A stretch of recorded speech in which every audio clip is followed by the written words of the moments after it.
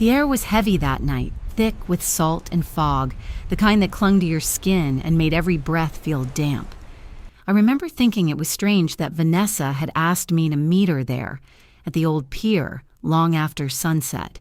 She said David wanted to talk, something about family matters, something private.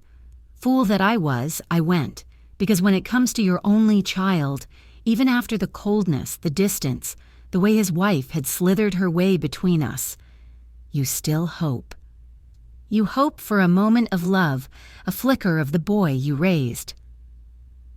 Her heels clicked against the wood as we walked side by side. David stood a few feet ahead, his back to us, staring out at the restless waves. I called his name, but he didn't answer.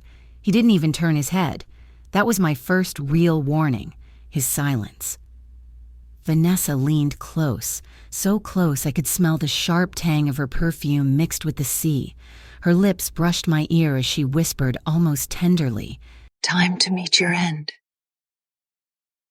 And then the shove came.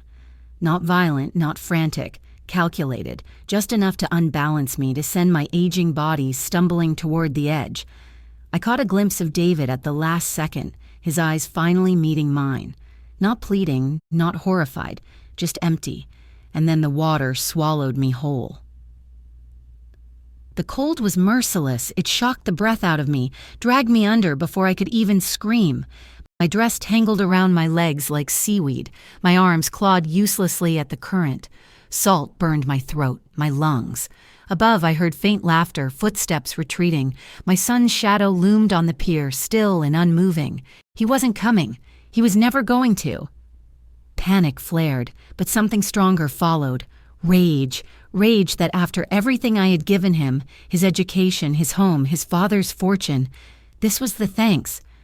Rage that Vanessa's poisonous smile was the last thing I might ever see. I kicked hard, forcing myself back to the surface.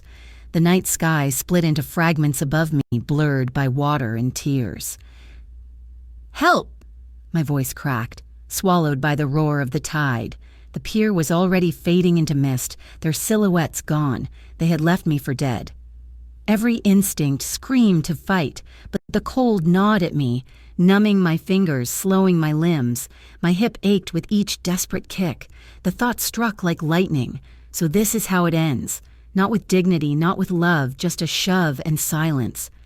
And then, a light. Weak at first, then brighter. The steady hum of an engine cutting through the night. A fishing boat, lantern swinging as it approached. A voice, gruff and startled. "Holy hell, hold on!" Strong arms grabbed me, hauling me over the edge like I was nothing more than a half-drowned catch of the day. I collapsed onto the deck, coughing seawater, shaking so violently I thought my bones might crack. The man crouched beside me, his weathered face lined from years of salt and sun. "What happened to you, lady? You fall in?" I wanted to tell him the truth, that my own son and his wife had tried to kill me. But the words stuck in my throat. Because even then, in my sodden, shivering state, I knew one thing. If they thought I was alive, they'd try again. And maybe next time, I wouldn't be so lucky. So I swallowed the truth, coughed until my lungs burned, and whispered, "Please, don't tell anyone you found me." His brow furrowed, but something in my eyes must have told him enough. He nodded slowly. "All right, my name's Frank. You'll be safe tonight. But whoever put you in that water, they ain't done with you." He wrapped me in a blanket that smelled of diesel and brine, and I sat there trembling, staring out at the black horizon. Somewhere beyond that fog, my son and his wife were already writing their version of the story, an accident, a tragedy, an old woman too frail for her own good. But I was alive, and that was the one thing they hadn't planned for. They thought the waves would erase me, but I decided to let them believe I was gone. And from that night on, I swore I wasn't just going to survive, I was going to make them pay. When people ask me now if I saw it coming, I always hesitate, because the truth is, I did. The signs were there, but when it's your own child, you look away. You excuse, you convince yourself you're imagining things. And that blindness nearly cost me my life. Looking back, the red flags were everywhere. It started small. Little comments Vanessa made at family dinners. "Don't worry, Mom, we'll take care of everything when you're older. You won't have to stress about money or decisions." She said it with that sugar-sweet smile of hers, but her eyes told another story. Calculating, assessing. At the time, I brushed it off as kindness. Then came the pills. After my hip replacement surgery, I was groggy, exhausted, and in pain. Vanessa insisted on organizing my medication. "You just focus on healing," she'd say, taking the bottles from the pharmacist before I could even read the labels. Twice I found myself dizzy, disoriented, unsure if I'd taken the right dosage. I chalked it up to age, but now I wonder, was she already setting the stage for my memory decline? David changed too. My son, who used to call me every Sunday just to chat, now only rang when he needed something signed. Documents, authorizations, transfers. "It's just to make things easier, Mom. Taxes, medical bills, you know how complicated it all gets." He'd slide the papers across the table, his hand firm on the pen as if daring me to hesitate. I trusted him. He was my son. I signed. One evening still haunts me. I'd misplaced my reading glasses, nothing unusual, but Vanessa pounced. "See, this is what I've been saying, David. She's been so forgetful lately."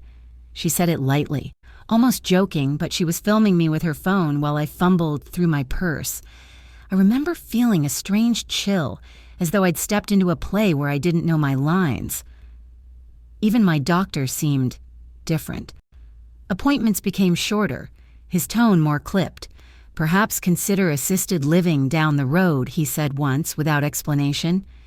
Later, I learned he'd stopped returning my calls entirely. At the time, I thought he was just busy.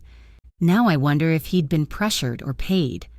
And then there was the house, the one Robert and I built our lives in. After he passed, I signed it over to David, thinking it would bring him closer to me, give him stability. But slowly, I was treated like a guest there. My opinions dismissed, my belongings packed away. Vanessa redecorated everything. "A fresh start," she said.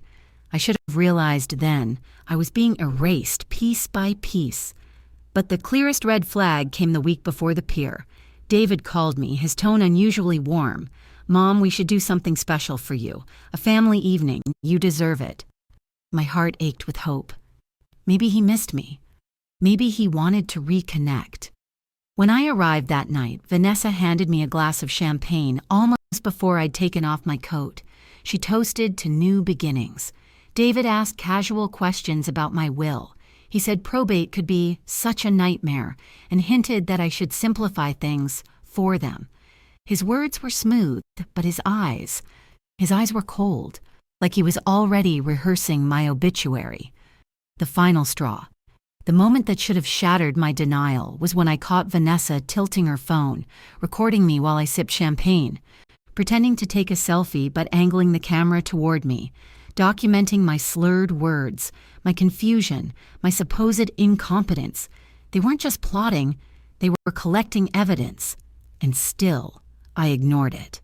Because he was my son, because I thought family meant something.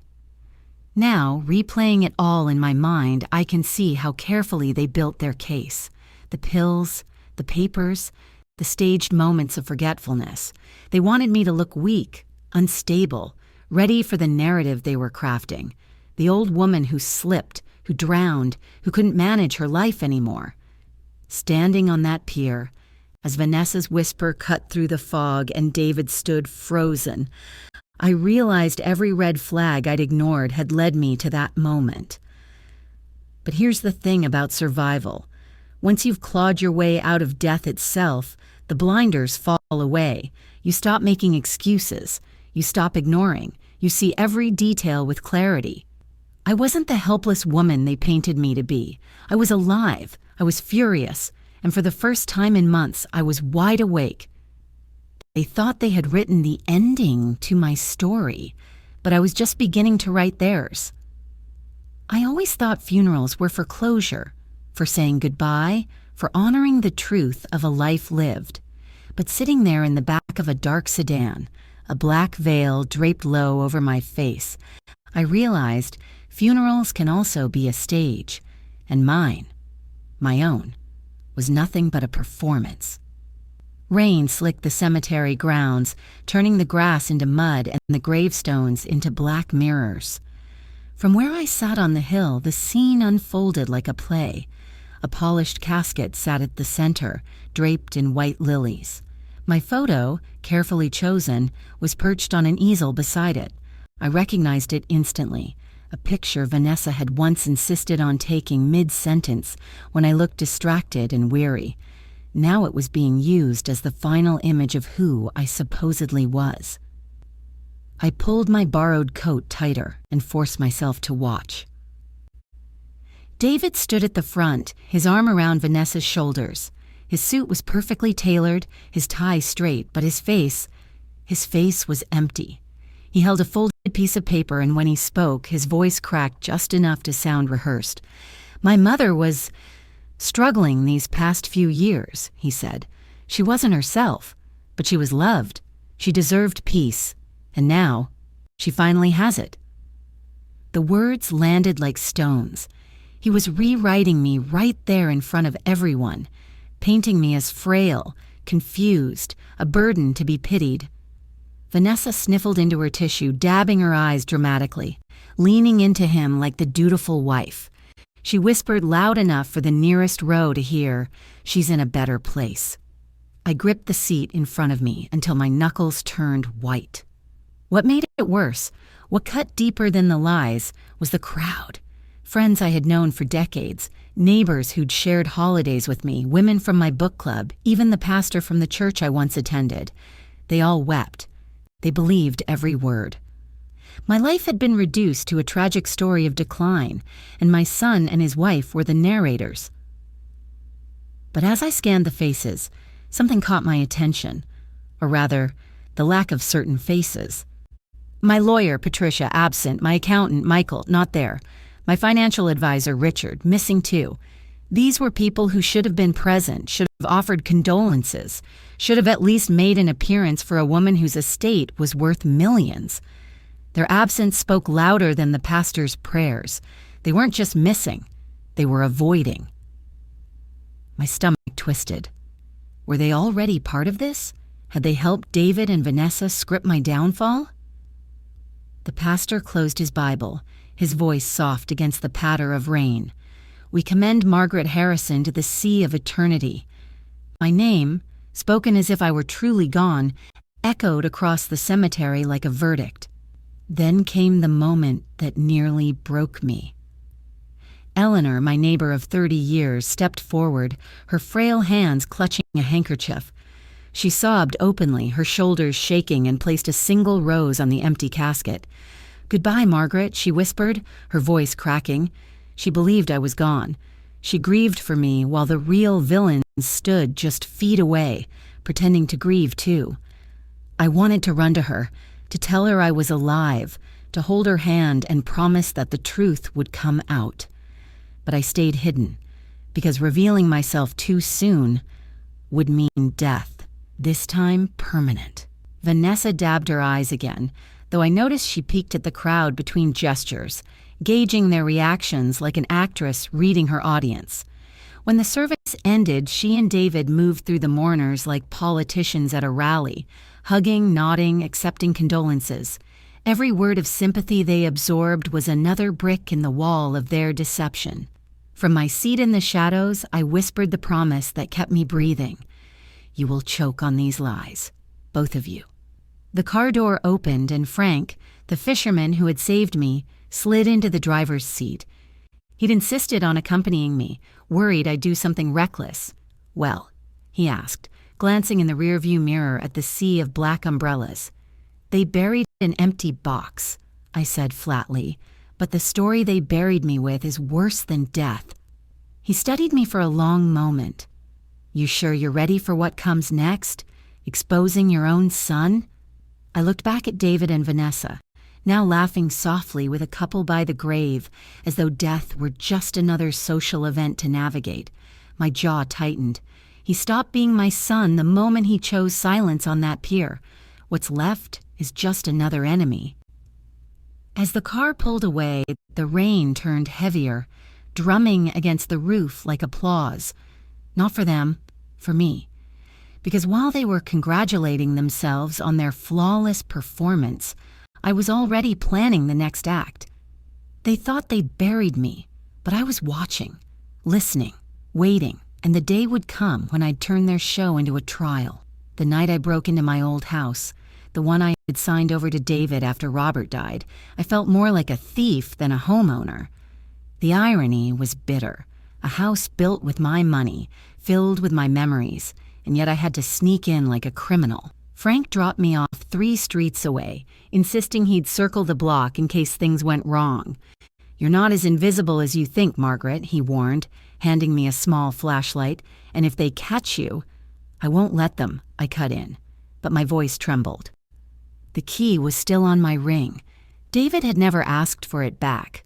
A small oversight on his part, but one I planned to use. I slipped through the back door, careful not to let the hinges creak, and the smell hit me first. Not the familiar warmth of old wood and Robert's cologne lingering in the hall. No, this was different. Sterile, expensive, like a showroom pretending to be a home. Sheets covered the old furniture, but underneath I saw gleaming leather couches, a massive television, artwork I didn't recognize. My kitchen was stocked with imported cheeses and fresh produce, things Vanessa never bothered with before. They weren't just visiting, they were living here, enjoying what I had built as if I were already gone. I moved carefully, every creak of the floorboards sounding like thunder to my ears. My heart pounded, but anger kept me steady. It was in Robert's old study that I found the truth. The desk was neat, but too neat. Stacks of papers aligned perfectly, folders labeled with chilling precision. One in particular caught my eye. Project Margaret. My breath hitched. I opened it, and the contents spilled like poison. A timeline of my supposed decline, dates, notes about memory lapses, records of me confusing names, even photos, me at David's birthday party last year, looking bewildered. I remembered that moment. They hadn't told me it was a surprise party, and I walked into a room full of strangers expecting a quiet dinner. They'd captured my startled face and labeled it as evidence of dementia. Another page described the hospital mix-up 3 months ago, when I'd been rushed in for taking the wrong medication. I'd blamed myself, but the notes in Vanessa's handwriting told the real story. Switched labels successful, incident documented.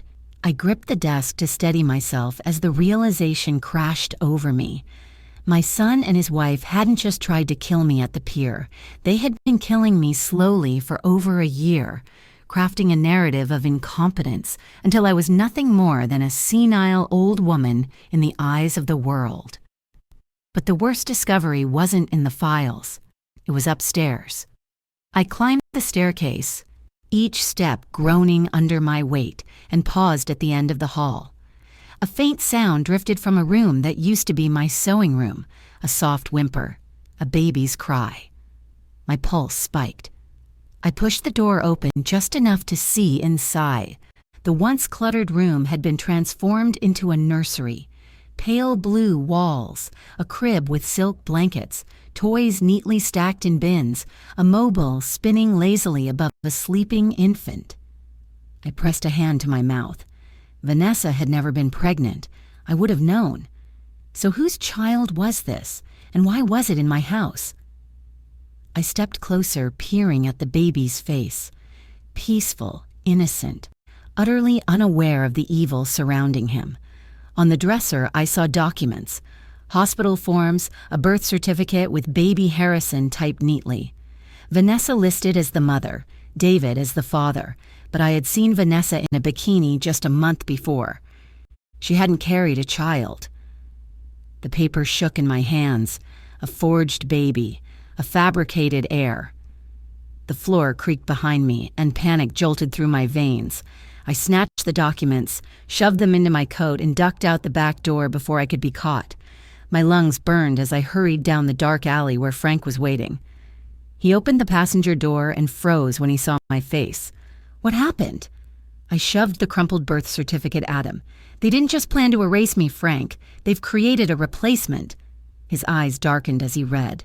That's not just greed. That's something much darker. I stared back at the glowing windows of my house stolen from me in every way. They weren't just trying to inherit my fortune.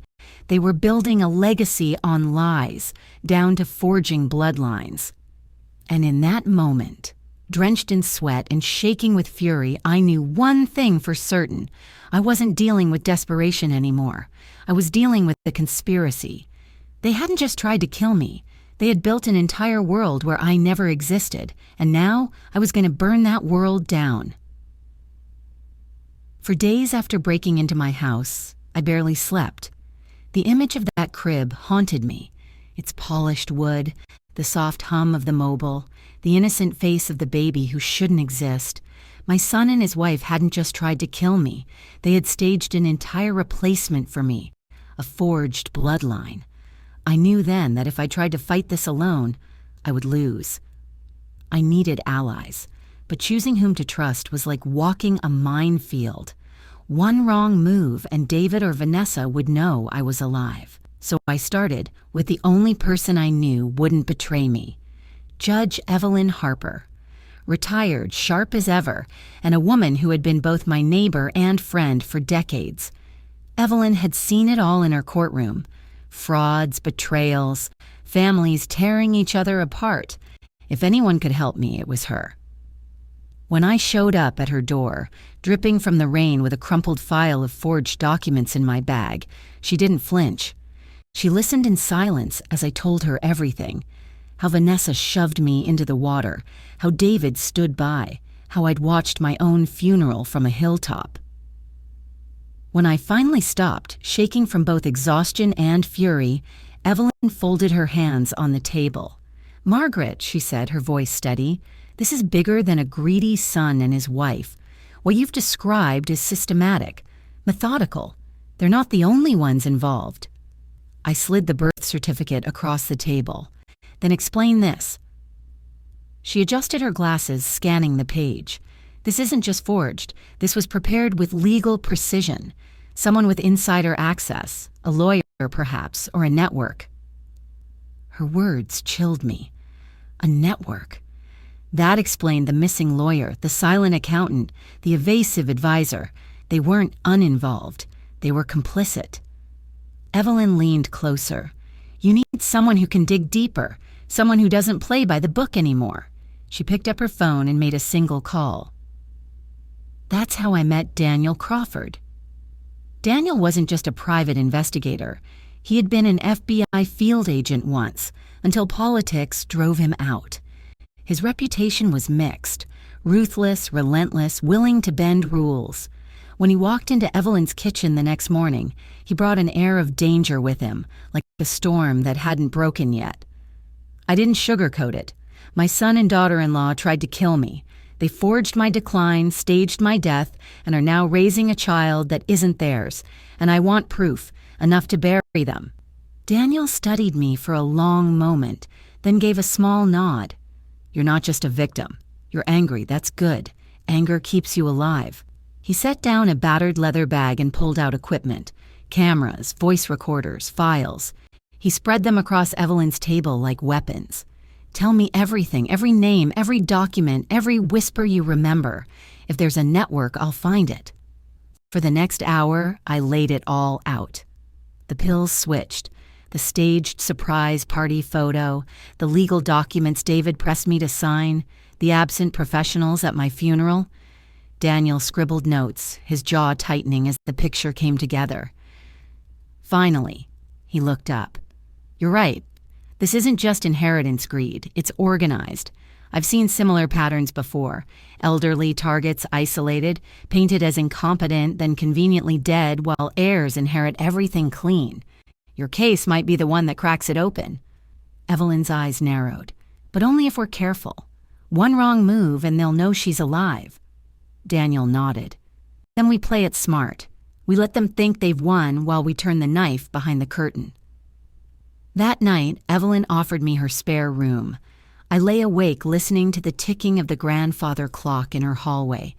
Every second another reminder that time was against me. David and Vanessa were moving quickly. If they secured legal control of my estate, unraveling it would be near impossible. At dawn, Daniel returned with photographs. Grainy surveillance shots of Vanessa meeting a man outside a glass high-rise downtown. The man's face was sharp, his suit expensive, his briefcase sleek. Daniel laid the photo in front of me. "Recognize him?" he asked. I studied the image, my heart sinking. "Yes, that's Richard Carlyle, my financial advisor, the one who stopped returning my calls." Daniel smirked grimly. "Around here they call him RC. A fixer for the wealthy. He helps greedy families accelerate inheritances." The word caught in my throat. Accelerate. Daniel leaned back. "That's the polite term. I'd call it assisted murder." The room went quiet. Rain tapped against the windows and the weight of his words pressed down like a stone. So it was true. I wasn't just fighting my son and his wife. I was fighting a machine that preyed on people like me, elderly, wealthy, vulnerable. But what they hadn't counted on was this. I wasn't gone. I was alive, and I had allies. I looked at Daniel, then Evelyn, and said the words that sealed my path forward. If they built a machine to erase me, then we'll build one to destroy them, piece by piece.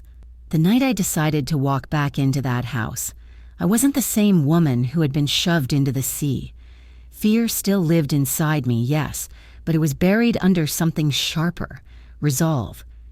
If David and Vanessa thought they had written my obituary, then I would write the ending to their story myself. We staged it carefully. Evelyn worked her contacts in law enforcement, ensuring we'd have officers standing by, ready to move in when the time came. Daniel set up hidden recorders and cameras in the house, careful to place them where Vanessa loved to gloat. Every detail was mapped, every risk calculated. Still, I knew once I crossed the threshold, it would all come down to one thing, whether I had the courage to face them. I chose Vanessa's bedroom for the confrontation. Poetic, I thought. Let her taste the humiliation of walking into her sanctuary and finding me, alive, waiting, smiling. The night they were expected back, I sat in the armchair by her vanity, the lamp casting my shadow tall against the wall. My heart pounded, but my face stayed calm. In my lap rested a manila folder stuffed with photographs, forged documents and recordings, all the evidence we'd gathered. The sound of the front door opening echoed through the quiet house.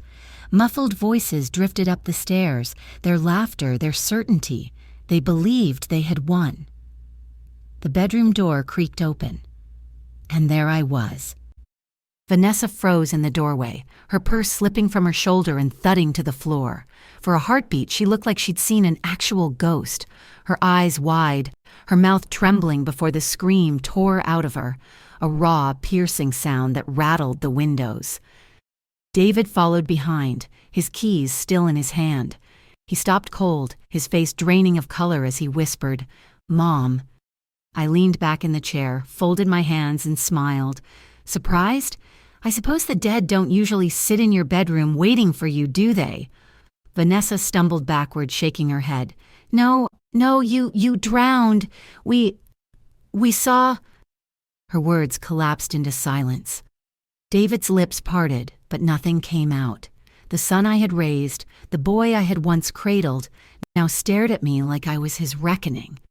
I placed the folder on the vanity, spreading its contents across the polished surface.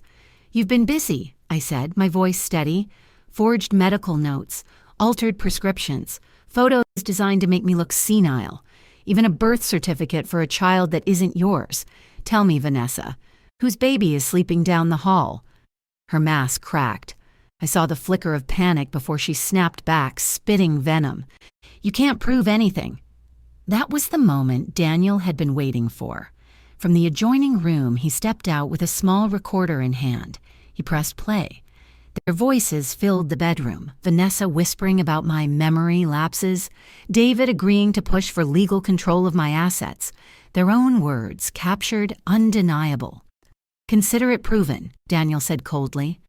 Behind them, 2 uniformed officers entered.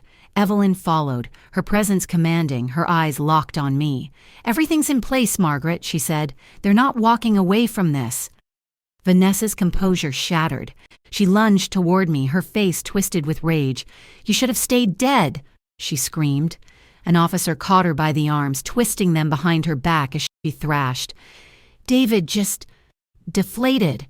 His shoulders sagged, his head bowed. "Mom," he whispered again, but there was no conviction, no apology, only emptiness. I stood slowly, the years of pain and betrayal heavy in my bones, but balanced by the weight of triumph. I stepped closer until I could see the fear trembling in Vanessa's eyes. "Do you know what the ocean taught me?" I asked softly. "That drowning isn't the worst way to die. Betrayal is." The officers pulled her from the room, her screams echoing down the hallway. David didn't resist when they cuffed him. He simply stared at the floor, silent as he had been on the pier. I turned to Evelyn and Daniel, my voice clear, steady. "It's over." Daniel shook his head. "No, Margaret, this is just the beginning. Carlisle and his network will come for you next. But tonight you won." As the house filled with the sounds of radios crackling and evidence being bagged, I stood at the window looking out at the same city where they had tried to erase me. For the first time in months, I didn't feel invisible. I felt seen. They wanted me dead. Instead, they had to watch me rise, and I made sure the last thing Vanessa would ever remember was the sight of me smiling in her room, alive, unbroken, untouchable. The days that followed felt unreal, as though I were walking through a movie in slow motion. One moment, I was the drowned woman no one was supposed to see again. The next, I was sitting in a courtroom, alive, watching my son and his wife face the consequences of what they'd done. The trial was swift but brutal.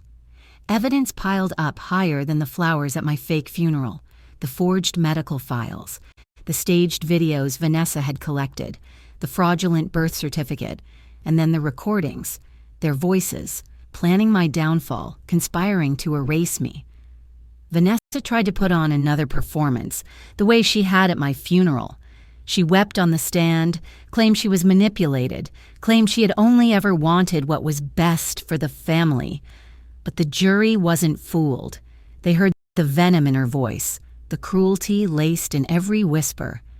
David was different. My son sat pale and silent, his shoulders hunched as though the weight of every lie pressed down on him. He didn't fight. He didn't deny. When asked why he didn't stop Vanessa on the pier, he simply said, "I was afraid." Afraid of her. Afraid of losing the money. Afraid of being less than what he thought he deserved. But fear is no excuse for watching your mother drown. When the gavel struck, the sound reverberated through my bones.